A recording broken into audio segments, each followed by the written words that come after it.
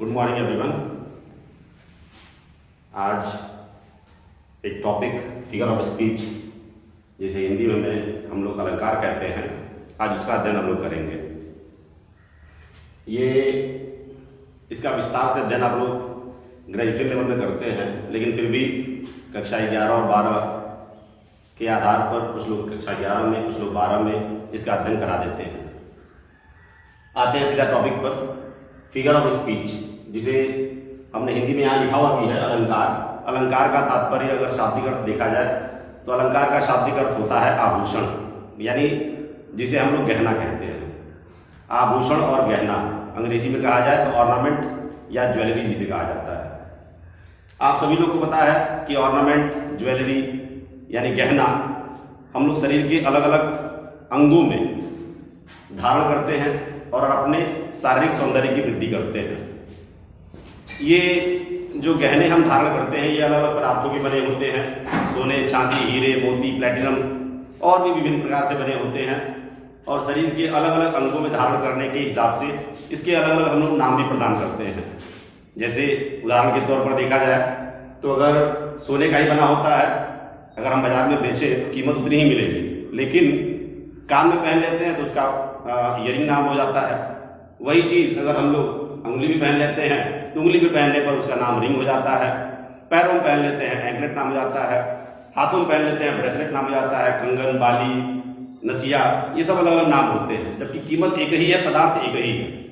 ठीक उसी तरह से जो चीजें, ऐसे सभी एलिमेंट्स, आप इसकी परिभाषा अगर ध्यान से देखें तो वो सभी एलिमेंट्स जो कविता की सुंदरता में वृद्धि करते हैं, कविता को सुंदर बनाते हैं, उसके भाव में वृद्धि करते हैं, उन्हें ही हम अलंकार कहते हैं। हालांकि जिस तरह से आप लोग शरीर में विभिन्न प्रकार के आभूषण पहनते हैं, उसी तरह से अलंकार भी बहुत से हैं, लेकिन आपके पाठ्यक्रम में, सिलेबस में केवल 7 ही अलंकार हैं जिनका अध्ययन आपको करना है और जिन पर आधारित प्रश्न आपसे परीक्षा में पूछे जाते हैं। तो इन 7 अलंकारों को याद करने की दृष्टि से हम एक शॉर्ट फॉर्म नाम देते हैं, जिसे हम लोग शैम्पू नाम कहते हैं। 7 अलंकारों को आप आसानी से इस नाम से याद कर सकते हैं, जिसे हम लोग शैम्पू कहते हैं। और ये शैम्पू है क्या? तो यही आपके वो 7 अलंकार हैं जो आपके पाठ्यक्रम में हैं। तो ये जो पहला एस है, दैट स्टैंड्स फॉर सिमिली, यानी जिसे हम लोग हिंदी में उपमा अलंकार कहते हैं। सिमिली यानी उपमा अलंकार। अब क्या होता है सिमिली, इसकी पहचान कैसे आप करते हैं, इस पर ध्यान दीजिएगा। तो सिमिली यानी उपमा अलंकार, जब किसी सेंटेंस में 2 डिससिमिलर ऑब्जेक्ट्स हो, ध्यान से सुनिएगा बात को, 2 डिससिमिलर ऑब्जेक्ट्स हो, यानी 2 डिससिमिलर मतलब आप समझ रहे होंगे, एक लिविंग हो, दूसरा नॉन लिविंग हो, एक सजीव हो, एक निर्जीव हो, एक दिखने वाला हो, एब्स्ट्रैक्ट ना हो, और एक एब्स्ट्रैक्ट हो। तो इस तरह से 2 डिसिमिलर ऑब्जेक्ट्स हो, उनके बीच तुलना की गई हो। यदि 2 असमान ऑब्जेक्ट्स के बीच तुलना की गई हो और उन दोनों असमान ऑब्जेक्ट्स के बीच एक क्वालिटी कॉमन दिखलाई गई हो, यानी एक पॉइंट कॉमन हो। ध्यान दीजिएगा दोनों बातों को, दोनों असमान ऑब्जेक्ट्स होने चाहिए, उनमें एक पॉइंट कॉमन होना चाहिए, और तुलना करने के लिए एज, लाइक, सो, इनमें से किसी एक शब्द का अगर प्रयोग किया गया हो तो आप समझ जाइएगा कि वहां सिमिली यानी उपमा अलंकार का प्रयोग किया गया है। फॉर एग्जाम्पल, अगर उदाहरण के तौर पर देखा जाए तो आपने एक गीत सुना होगा, कोयल सी तेरी बोली। तो कोयल सी तेरी बोली, तेरी तुलना हम कर रहे हैं, यानी तुम्हारी तुलना कर रहे हैं, और किससे कर रहे हैं? कोयल से कर रहे हैं, लेकिन प्रत्येक क्वालिटी की तुलना नहीं कर रहे हैं, केवल एक क्वालिटी की तुलना कर रहे हैं। तुम कोयल नहीं हो, तुम्हारी बोली कोयल सी है, यानी एक क्वालिटी की तुलना हो रही है कि तुम्हारी जो बोली है वह कोयल के समान मधुर है। तो दोनों डिसिमिलर ऑब्जेक्ट्स हैं, एक ह्यूमन बीइंग है और एक ह्यूमन बीइंग नहीं है, यानी तुम ह्यूमन बीइंग हो और कोयल ह्यूमन बीइंग नहीं है। 2 डिसिमिलर ऑब्जेक्ट्स हैं, उनमें एक पॉइंट कॉमन है, कोयल सी तेरी बोली, यानी तेरी बोली, तुम्हारी बोली भी कोयल की तरह से है, और कोयल की बोली यानी तुम्हारी बोली और कोयल की बोली एक समान है। और एज लाइक सो में से किसी एक का प्रयोग किया गया हो। अब अंग्रेजी में देखते हैं इसी चीज को।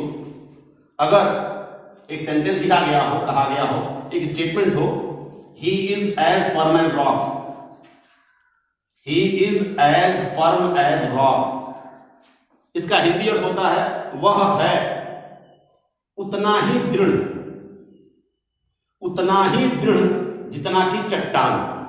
तो आप इस स्टेटमेंट में देख रहे होंगे उसकी तुलना चट्टान से की गई है। वह सजीव है, चट्टान निर्जीव है, यानी उसकी तुलना चट्टान से, यानी दो डिसिमिलर ऑब्जेक्ट की तुलना की जा रही है।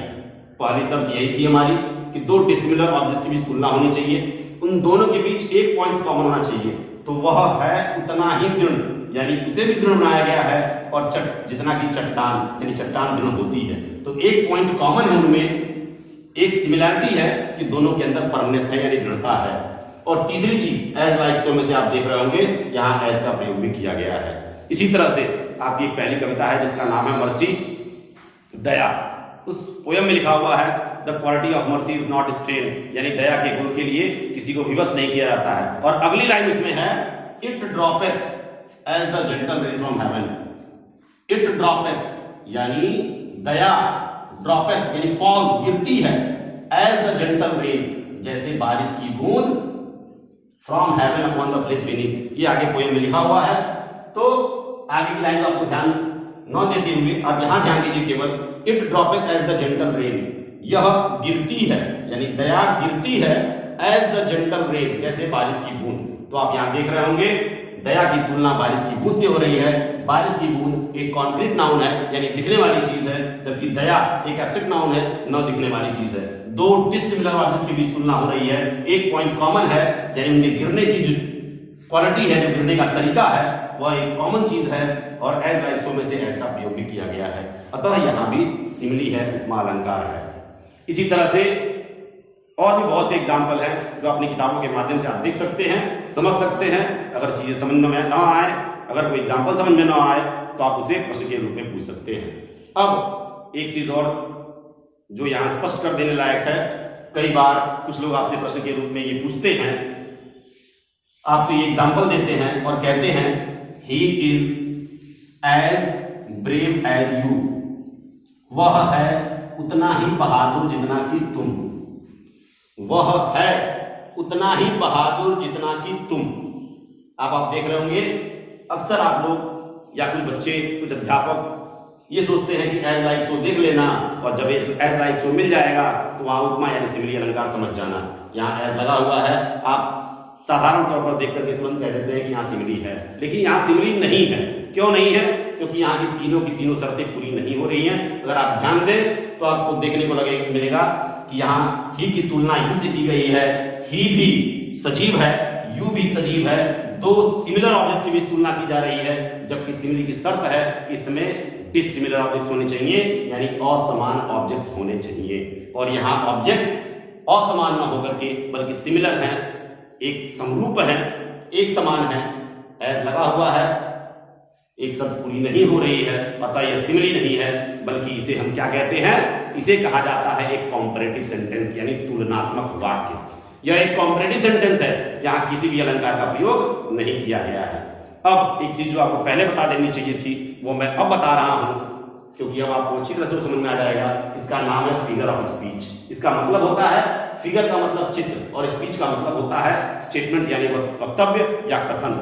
जब भी कोई स्टेटमेंट सुनना, जब भी कोई स्टेटमेंट सुनाई दे आपको, और स्टेटमेंट सुनने के बाद अगर आपके मन में एक फिगर यानी एक तस्वीर बननी प्रारंभ हो जाए, तो समझ जाना कि वहां कोई ना कोई अलंकार है। चाहे वो आपके कोर्स में हो न हो, वो एक अलग बात है, लेकिन कोई ना कोई अलंकार वहां अवश्य ही होगा। अब ये तो हो गया आपका पहला अलंकार, यस यानी सिमिली, उपमा अलंकार। दूसरा जो आप देख रहे होंगे, दूसरा लेटर है एच, जिसे हम लोग कहते हैं हाइपरबोल। हाइपरबोल मतलब हिंदी में कहते हैं इसे अतिशयोक्ति अलंकार। अतिशयोक्ति, तो जैसा नाम से ही लग रहा है आपको, अतिशयोक्ति।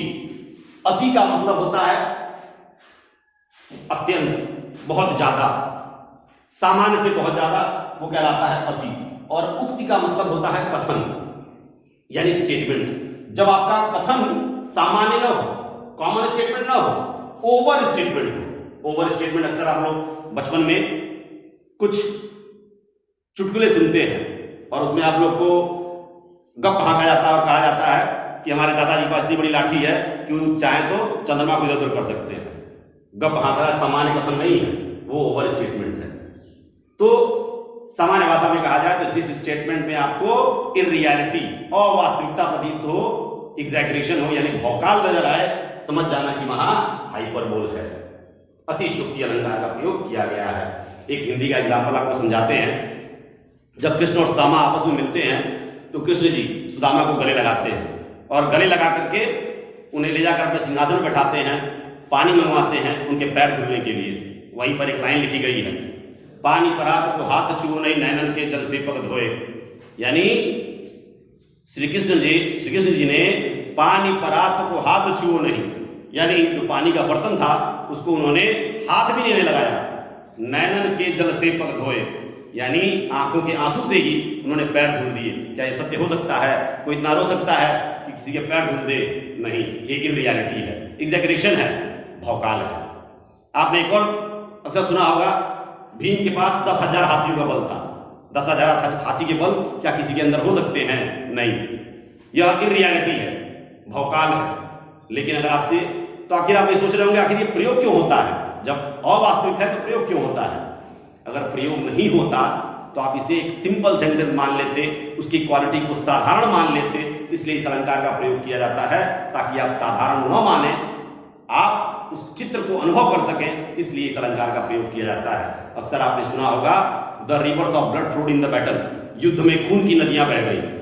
अगर आपसे कहा जाता कि एक व्यक्ति मरे, 5 लोग मरे, 10 लोग मरे, या बहुत खून खराबा हुआ, तो आपको लगता 100 लोग मरे होंगे, 10 लोग मरे होंगे, 20 लोग मरे होंगे, लेकिन तब आप सामान्य मान लेते। लेकिन जब कहा जाता है कि युद्ध में खून की नदियां बह गई, तो आपको लगता है कि हजारों लाखों लोग मरे होंगे, और फिर अब उस समय आपके मन में चित्र उभरता है कि काफी खून खराबा, काफी लोगों की हत्याएं हुई होंगी।